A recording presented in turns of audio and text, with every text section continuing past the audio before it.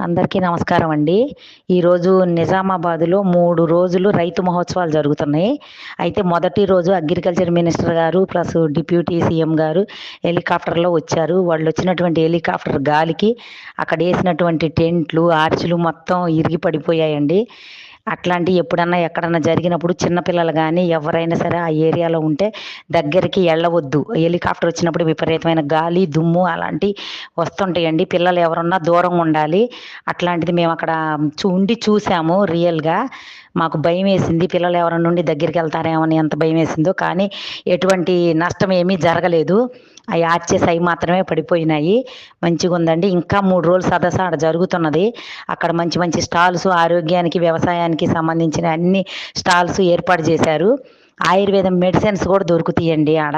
కీళ్ళ నొప్పులు, సయాటికా ఉన్నటువంటి వాళ్ళకి ఆయుర్వేదం మెడిసిన్స్ అన్నీ అక్కడ స్టాల్స్ పెట్టారు. అలాగే అన్ని రకాల బ్రీడ్ పశువులు, కోళ్ళు అన్నీ అక్కడ పెట్టారండి. చూడొచ్చు. ఎవరైనా ఎళ్ళాలనుకుంటే ఎళ్ళి చూడండి. నేను ప్రతి ఒక్క వీడియో కూడా అక్కడ ఏం జరుగుతుంది, ఏంటి అనేది ప్రతి ఒక్కటి కూడా వీడియో చేసి మీకు పోస్ట్ చేస్తాను.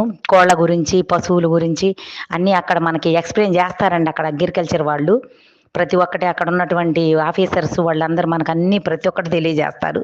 అయన్నీ మీకు తెలియజేస్తాను.